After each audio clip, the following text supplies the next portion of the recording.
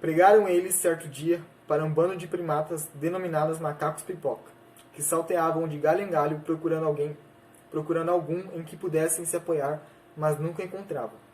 E assim se inicia o quarto capítulo do livro, chamado Cidade dos Papagaios, ou na NV, A Cidade das Araras.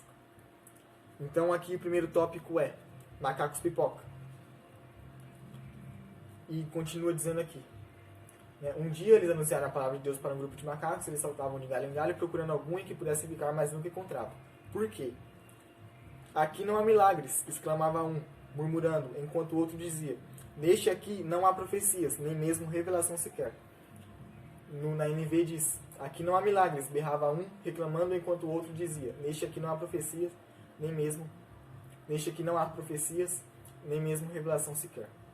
Outros gritaram, não pulem cá, pois neste nos prometem carros, casas e muito dinheiro em troca do dízimo que damos, mas nada acontece. São ladrões e nos roubam.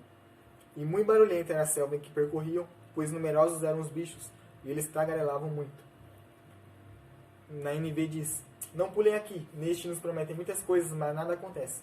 São ladrões que estão nos roubando. O que isso quer dizer? Este nome, Macacos Pipoca, foi inspirado pelo meu líder, pelo meu pastor John Michael, há quase 1 ano atrás, quando eu estava escrevendo essa história, antes ainda que isso viesse a ser um livro.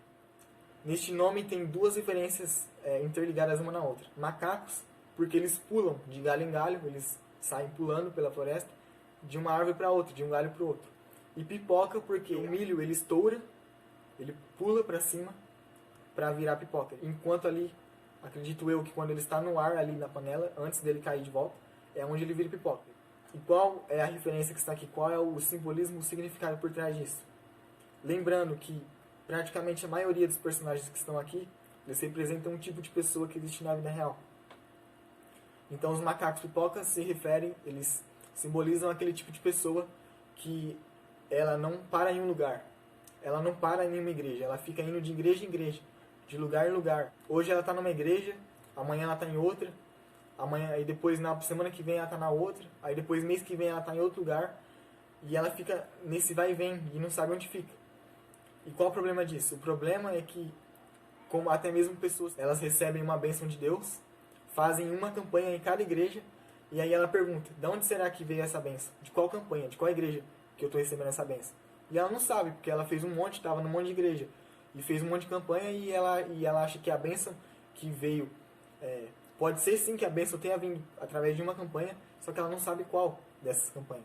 E o problema aqui é o seguinte, um reclamava porque no galho, simbolizando cada galho que eles pulavam, simbolizava uma igreja, uma denominação. Então eles pulavam num galho e reclamavam que não tinha milagres ali.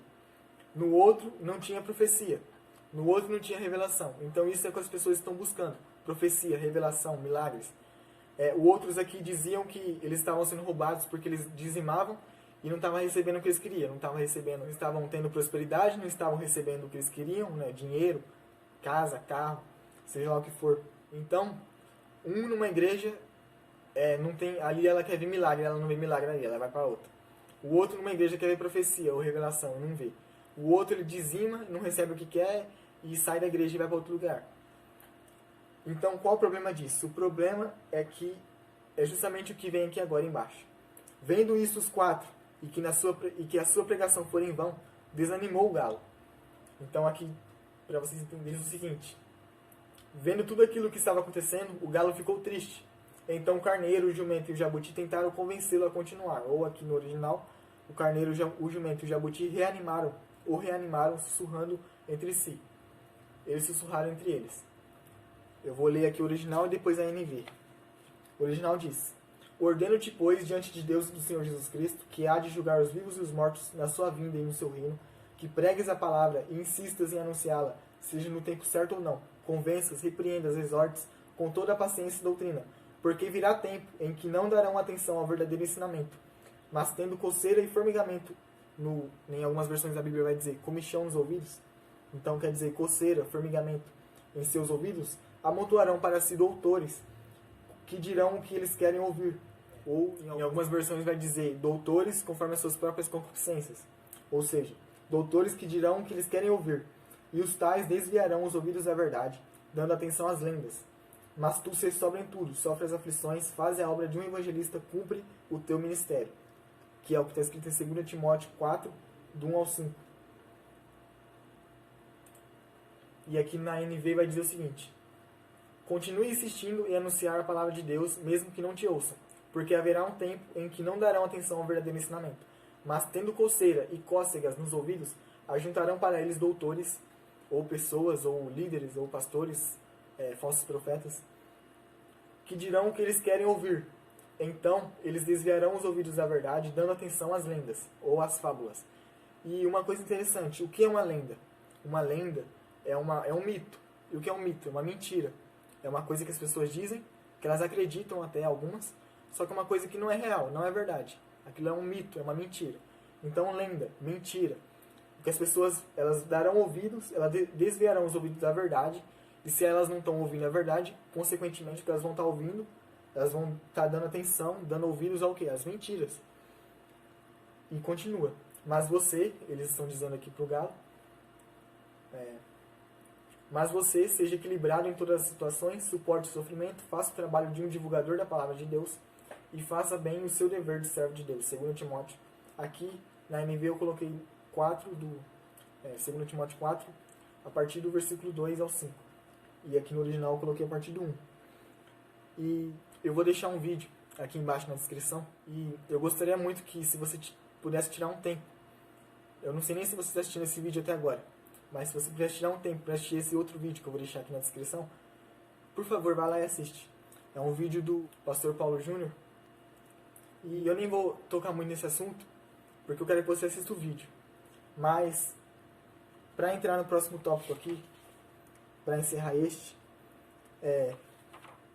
toma posse hoje da sua salvação. Toma posse da vida eterna. Toma posse da sua bênção, da sua vitória. Essa é a maior bênção. Este é o presente de Deus, dom gratuito da vida eterna, da salvação. Ele morreu por nós naquela cruz para nos salvar, para que a gente nele tivesse vida, a vida eterna, vida e abundância. Olha o que diz em 1 João 2, 25. E esta é a promessa que ele nos fez, a vida eterna. Ponto. No caso aqui, exclamação. Essa é a promessa que ele nos fez, a vida eterna. 2 Coríntios 4, 17 e 18 vai dizer: porque a nossa leve e momentânea tribulação produz para nós um peso eterno de glória muito excelente, não atentando nós nas coisas que se veem, mas nas que não se veem, porque as que se veem são temporais. O que é uma coisa temporal? De acordo aqui com o dicionário, é uma coisa relativa a tempo, que passa com tempo, temporário, passageiro, provisório. Ou seja, é uma coisa que acaba, é uma coisa que passa. Continuando aqui então, no segundo tópico, a cidade dos papagaios, que é o que está no título, ou a cidade das araras. E adentravam eles uma nova cidade, quando o jumento comentou seus planos e começou a expor seus projetos. Uma arara, ou no caso no original, um papagaio, que os avistava das frondes de uma árvore, que estava vendo eles do topo de uma árvore, pensou, ele contemplava-lhes no fronde de uma árvore, e contemplava-lhes sua entrada, ou seja, estava ali contemplando eles entrarem, olhando lá de cima, olhando lá embaixo, eles entrando nessa selva, nessa floresta. Ele murmurou em seu pensamento: mas ele, será mesmo? Pois ela, ou no caso ele, o papagaio, conhecia o seu passado antes da transformação do evangelho, ou no caso, conhecia o jumento antes de ele conhecer a palavra de Deus. Então aqui esse papagaio, ele vai representar dois tipos de pessoas. E começou a fuxicar, ou a fofocar, para os parceiros que estavam nas outras árvores. De repente, um grande terremoto no chão e um barulho muito grande assombraram todos aquela floresta. Tatus-bola vieram de todos os lados, e cercando o jumento, derrubaram ele no chão e roubaram alguns dos sonhos que estavam com ele, e os enterraram em fundos buracos e se esconderam. Estes animais eram amigos das araras, ou dos papagaios. Uns eram chamados de inveja e outros de olho gordo. Aqui no original diz: repentinamente um grande tremor no chão, e um barulho intenso assolaram todos daquele lugar. Tatus-bolas sobrevieram de toda parte, envolvendo o jumento, ou seja, cercando, rodeando ele. E o derrubaram no chão e roubaram parte dos sonhos que estavam com ele.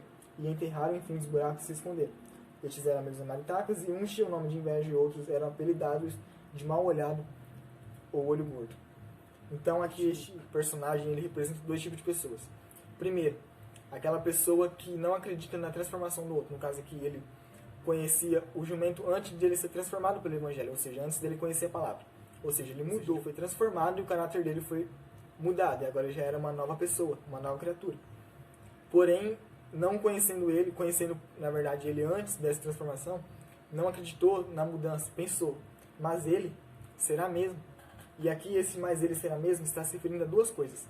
Tanto a essa mudança, este personagem não acreditava na mudança, quando vamos supor, um tipo de pessoa ela vê alguém que mudou, só que ele não acredita que aquela pessoa mudou, acha que aquela pessoa continua sendo a mesma.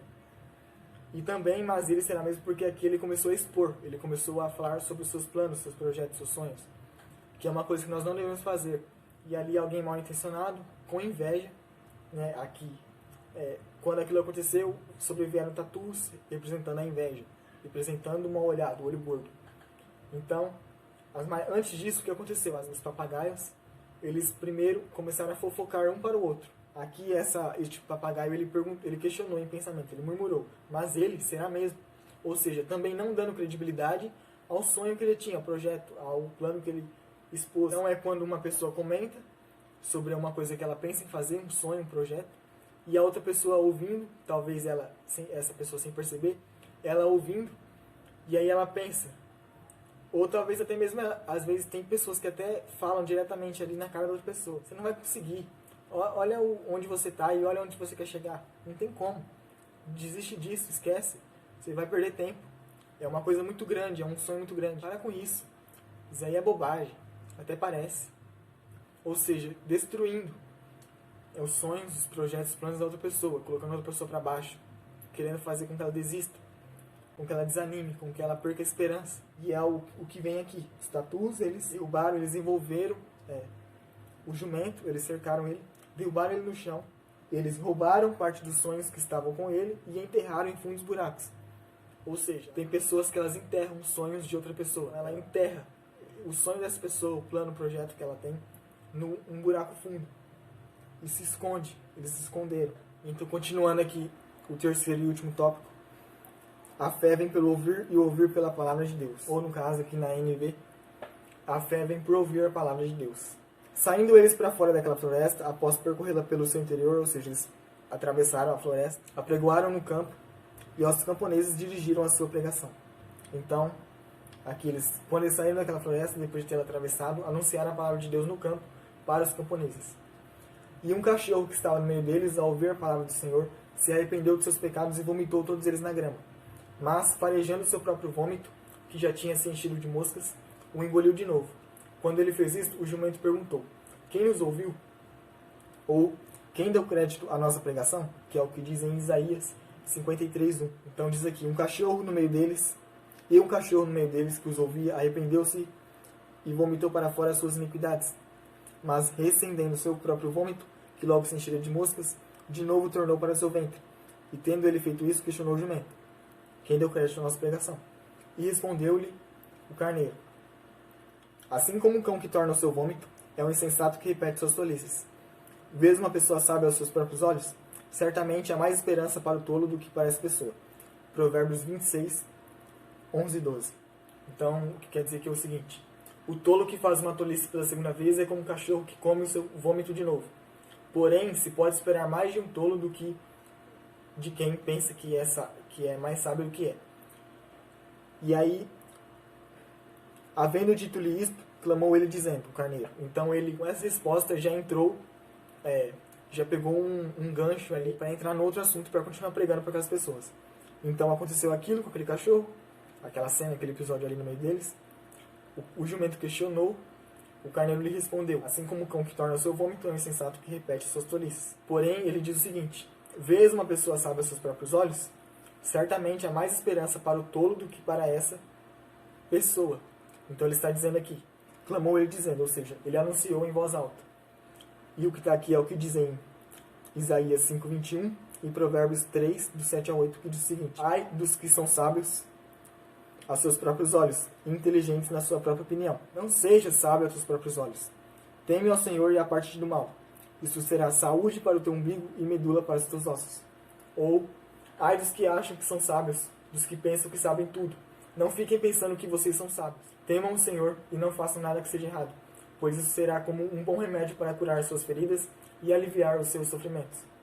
Mas o jumento ficou mais triste ainda, pois os que estavam ouvindo eles tinham ouvidos, mas não os escutaram e nem deram atenção a eles.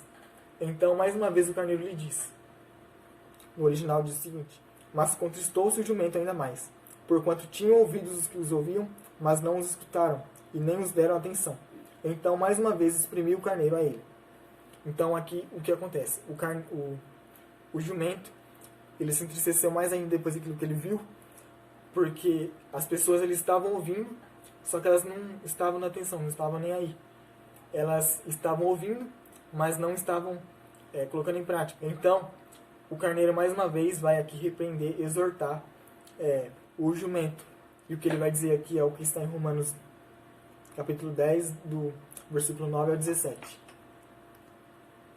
Que diz o seguinte: ele vai dizer para o jumento: se com a tua boca confessares ao Senhor Jesus, e em teu coração creres que Deus o ressuscitou dos mortos, serás salvo.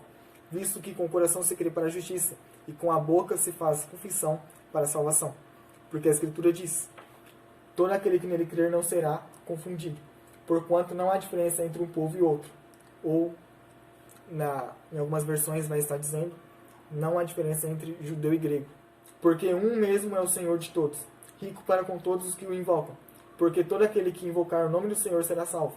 Aí ele questiona, ele pergunta para o jumento: como, pois, invocarão aquele em que não creram? E como crerão naquele de quem não ouviram? E como ouvirão, se não há quem pregue? E como pregarão, se não forem enviados? Como está escrito: quão formosos os pés dos que anunciam a paz, dos que anunciam coisas boas. Mas nem todos obedecem ao Evangelho. Pois Isaías diz: Senhor, quem creu na nossa pregação? De sorte que a fé é pelo ouvir e ouvir pela palavra de Deus. Então, o carneiro aqui, ele está dizendo para o jumento o seguinte. Aí ele pergunta: como, pois, invocarão aquele que não creram? E como crerão naquele de que não ouviram? E como ouvirão, se não há quem pregue? E como pregarão, se não forem enviados? Então, ele ainda diz aqui: quão formosos os pés do que anunciam a paz, dos que anunciam coisas boas. Mas nem todos obedecem ao Evangelho. Pois Isaías diz: Senhor, quem creu na nossa pregação? De sorte que a fé é pelo ouvir e o ouvir pela palavra de Deus. Então ele está dizendo: ainda que eles não nos ouçam, vamos continuar pregando. Porque não tem como eles crerem, quem não ouvirem, não tem como não ouvir, senão há quem pregue. Ouvindo eles ou não, nós temos que pregar. Mas, ou seja, infelizmente, mas nem todos obedecem ao Evangelho. Porém, olha o que ele diz antes: quão formosos os pés dos que anunciam a paz, dos que anunciam coisas boas. Ou seja, vamos fazer a nossa parte. Nós somos enviados para pregar. Vamos continuar pregando. Ouçam ou deixem de ouvir.